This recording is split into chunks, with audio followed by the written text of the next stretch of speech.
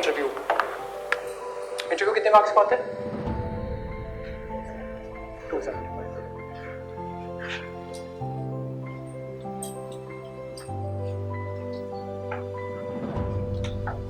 Interview में ना marks इस बात के मिलते हैं, इंटरव्यू असल में उसको पर्सनैलिटी टेस्ट करते हैं ना। पर्सनैलिटी टेस्ट में असल में मार्क्स इस बात के मिलते हैं कि एंड में ना आपसे बात करके आपके जो इंटरव्यू पैनल था ना उनको कितना मजा आया। ठीक है, दो तरह की सिचुएशन होती है। पहली ये 10 मिनट लगते हैं मतलब बंदे को समझने में। पहला, या तो कोई बहुत स्मार्ट है ना इंसान, स्मार्ट का मतलब दिखने में नहीं होता इसमें, वो भी क्यों नहीं होता अभी बताता हूँ। आपका जो इंटरव्यू लेने वाले होते हैं ना वो सबने 60+ होते हैं, तो उनको आपके लुक से मतलब नहीं होता।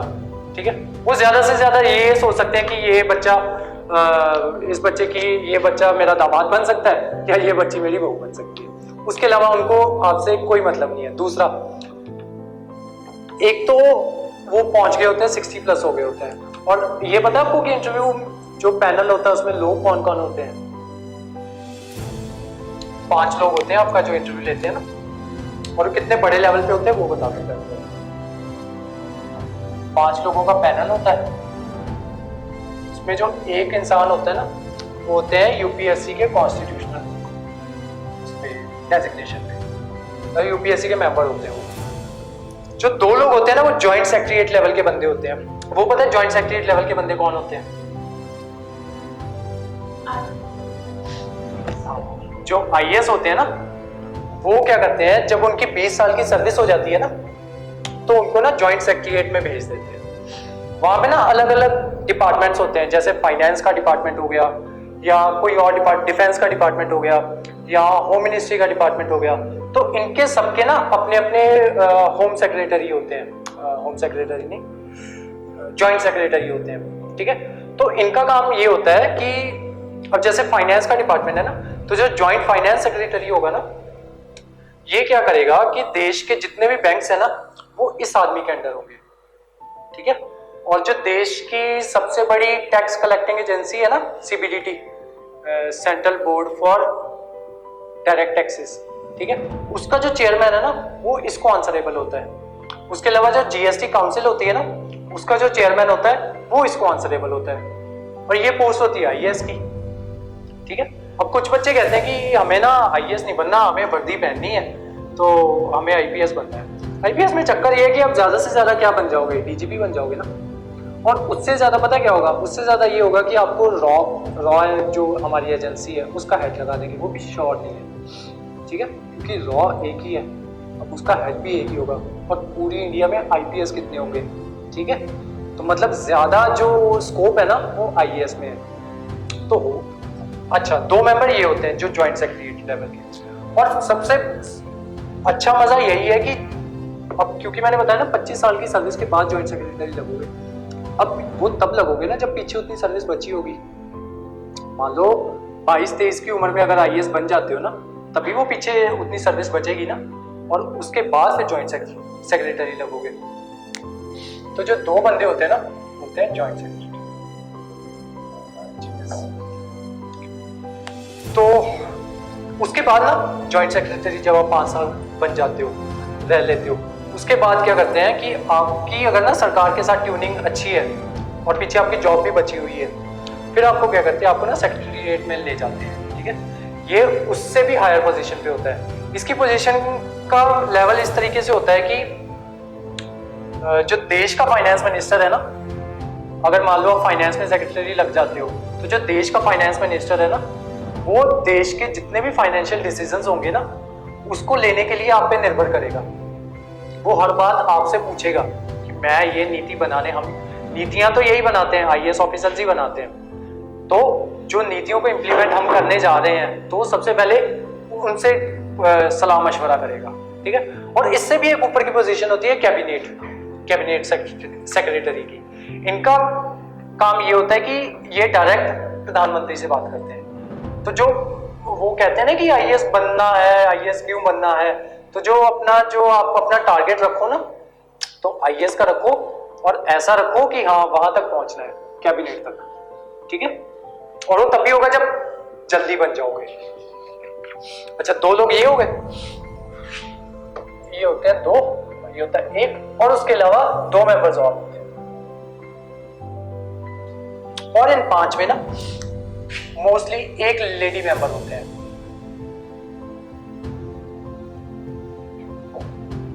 ठीक है। हाँ, अब मैं ये बता रहा था कि अच्छा ये होते हैं 60.5 प्लस, 60 प्लस होते हैं या 55 प्लस होते हैं, तो इनको लुक से कोई मतलब नहीं है। ठीक है। दूसरा इसमें क्या होता है कि हमने बात जहाँ छोड़ी थी कि 10 मिनट लगते हैं ना समझने में। अब इनका इतना एक्सपीरियंस हो गया होता है, इतने सारे इंटरव्यूज इन्होंने ले लिए होते हैं, तो इनको पता चल जाता है 10 मिनट। 2 लोगों को पहचाना जा सकता है जल्दी, एक तो जो बहुत इंटेलिजेंट है, दूसरा जो डब्बा बोल है, ठीक है, जिसको कुछ भी नहीं पता, तो वो 10 मिनट में समझ आते हैं। इसकी ड्यूरेशन इन्होंने आधे घंटे की रखी है, कईयों का इंटरव्यू 20 मिनट में भी खत्म हो जाता है, कईयों का 45 मिनट भी चला जाता है। वो मेन बात उस पर है कि हाँ उनको कितना मजा आ रहा है या वो कितनी जल्दी बोर हो गए हैं। कई बार ऐसा भी होता है कि हाँ उनको जल्दी होती है, तो वो कहते हैं कि चलो यार बच्चा तो ठीक है, उसको सिलेक्ट तो करना ही है, तो फटाफट 10-15 मिनट में फिनिश करके इसको भेज देते हैं। अब इसमें ना प्रॉब्लम किनको आती है? प्रॉब्लम जनरली आती है लड़कों को। उनकी ना फीमेल इंटरेक्शन बहुत कम रही होती है लाइफ में, तो वो क्या करते हैं कि एक लेडी मेंबर जरूर होती है। अच्छा, इसमें ना एक रूल होता है, जब भी कहीं पे भी इंटरव्यू देने जाओ ना, अगर सामने कोई लेडी मेंबर बैठे हैं ना, मान लो चेयरमैन अगर नहीं भी है, जो सेंटर में होते हैं ना, इसका इंटरव्यू पता है कैसे होता है? ऐसे करके ना टेबल होता है, ऐसे करके यहाँ पे बैठते हैं जो चेयरमैन होते हैं, ठीक है, 2 बंदे यहाँ पे बैठते हैं, 2 होते हैं यहाँ पे आपकी चेयर लगी होती है, ठीक है। तो ये बड़ा सा रूम होता है, ये रूम का यहाँ कहीं पे दरवाजा होता है रूम का, ठीक है। जब भी एंटर करो ना, ये सेंटर में बैठे होते हैं, जो आपके पैनल के जो हेड होते हैं ना, वो बैठे होते हैं। अगर तो लेडी है कोई फर्क नहीं पड़ता, अगर यहाँ पे अगर कोई भी लेडी मेंबर पहले, अगर तो सब वो है ना सब मेल मेंबर्स हैं, तो सबसे पहले इनको विश करो, ठीक है। इनको विश करने के बाद सबको इंडिविजुअली विश करने की जरूरत नहीं होती, इनको ऐसे विश करके सबको ऐसे कर देना होता है, ऐसे देख लेना होता है, ऐसे घुमा के कि मैंने सबको विश कर दी है, ठीक है। अगर बीच में एक लेडी मेंबर है जो जनरली होते हैं, तो सबसे पहले कहीं पे भी बैठे हैं वो मैम, उनको पहले विश करना होता है। ये रूल्स होते हैं एडिकेट्स के, इंटरव्यू के रूल्स होते हैं ये, ठीक है। मैम को पहले विश करना होता है, उसके बाद सभी मेंबर्स को विश करना होता है, ठीक है। दूसरा, इसमें ना कुछ आंसर्स, हाँ पहले वो बात क्लियर कर लेते हैं लड़कों वाली, जो लड़कों को प्रॉब्लम आती है।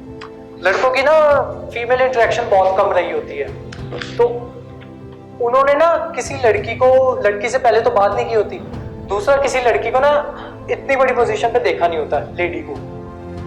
अब आंटी उन्हें बोल नहीं सकते, ठीक है, और जब ना उनसे सवाल पूछे जाते ना, तो वो ना गलती से मैम को सर बोल देते हैं, ठीक है, ये गलती होती है लड़कों से। अब इसको हैंडल पता कैसे करना होता है? जब क्लास लगती है ना आपकी, तो 3-4 लोगों का ग्रुप बनाओ, ठीक है, और उसमें एक लड़की जरूर रखो, ठीक है, और उनसे ना इंटरेक्ट करो, तो धीरे धीरे जो आपकी ये जो जिसको बोलते हैं झिझक है, ये धीरे धीरे दूर हो जाती है, ठीक है, और वो जो गलतियां करते हो ना, फिर वो गलतियां वहां पे नहीं होती। दूसरा ना,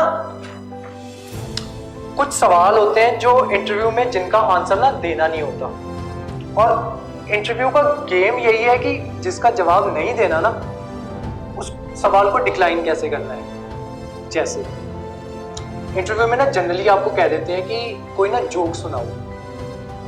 अब ना घर जाके ना ये सोचना कि मैं कौन सा जोक सुना सकता हूं और कौन सा नहीं सुना सकता या सकती। पहली बात, आपको कोई जोक ऐसा मिलेगा नहीं कि जो सुनाया जा सके। दूसरा, हाथी चींटी का जोक सुनाओगे, उनको हंसी आएगी कि नहीं आएगी, वो गड़बड़। हंसी ना आई, फिर जोक सुनाने का मतलब नहीं है। तो इस क्वेश्चन को डिक्लाइन कैसे करना होता है? इसको बोलना होता है कि सर इस टाइम पे ना मुझे जोक ऐसा याद नहीं आ रहा, तो अगर मुझे आ गया तो मैं पक्का सुना दूंगा आपको, ठीक है। वो समझ जाते हैं और इसका राइट आंसर यही होता है, ठीक है। दूसरा, बच्चे ना गलती करते हैं। आपको पता है डैफ क्या होता है?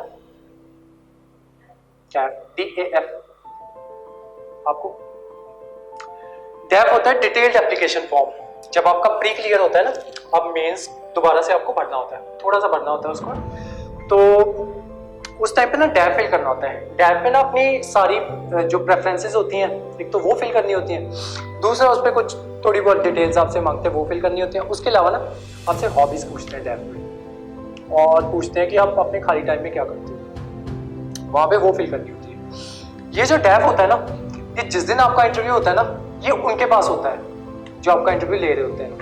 अब वहाँ पे आए, अब इंटरव्यू का पता है तरीका क्या है? तो इंटरव्यू दो तरीके से चलता है, और जनरली जो मेंबर्स होते हैं ना, वो कोशिश करते हैं आपको इतना फ्री कर देते हैं कि आप इंटरव्यू को आप दौड़ा सको, मतलब आप चला सको इंटरव्यू को। मैं रीजन बताता हूँ कैसे, और वो चलाते कैसे हैं, उसकी एक अलग ही साइंस है। वो ना आपसे नॉर्मल बातें पूछ लेंगे, पहले थोड़ा आपके बारे में पूछेंगे। मान लो जैसे आज मैंने आपसे इंट्रो ले लिया आपकी, है ना, कि आप क्या कर रहे हो, तो आपने बोला कि हम ऐसे करके ज्योग्राफी कर रहे हैं ना, तो फिर मैंने धीरे धीरे आपसे ज्योग्राफी से रिलेटेड सवाल पूछने शुरू कर दिए। तो सेम होता है इंटरव्यू के साथ। अब आपको इंटरव्यू को कैसे चलाना है वो आप पे डिपेंड करता है। अगर आपने बीच में कोई ऐसी बात कर दी जिसको आप जस्टिफाई नहीं कर पा रहे हो, वहाँ पे आप फंस जाते हो। हमेशा अपना इंटरव्यू उस तरीके से चलाओ कि वो बातें बोलो जिसको आप जस्टिफाई कर सकोगे, ठीक है।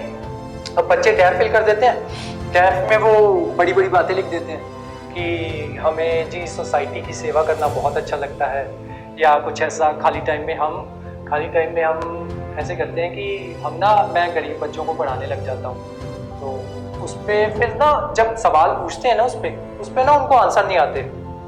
मैंने पता क्या लिखा था अपने टैब में? मैंने लिखा था, उसमें लिखा था आप फ्री टाइम में क्या करते हो? मैंने लिखा था मैं वॉक करता हूँ। वॉक पे क्या ही पूछ लेंगे, ठीक है। अब कई बच्चे होते हैं, कई बच्चे लिख देते हैं सॉन्ग सुनना पसंद है, या कई बच्चे होते हैं वो लिख देते हैं कि मुझे सिंगिंग का शौक है। अब उनसे ना सॉन्ग सुनेंगे जरूर, ठीक है। अब अगर तो सॉन्ग अच्छा गा लेते हो, ठीक है। अब सॉन्ग सिलेक्शन का भी चक्कर है यहाँ पे, है ना। अब ये तो नहीं है ना वहां जाके हनी सिंह गाओगे, ठीक है। अब वो है 60-65 के बंदे, उनको इम्प्रेस करना है, तो वहां पे लता मंगेशकर, किशोर दा ही गाने पड़ेंगे, ठीक है। तो पहली बात तो ये लिखो मत, सॉन्ग वाली बात लिखो मत, ठीक है। अगर लिखते हो तो अपना सॉन्ग सिलेक्ट करके रखो कि मुझे कौन सा गाना है, ठीक है।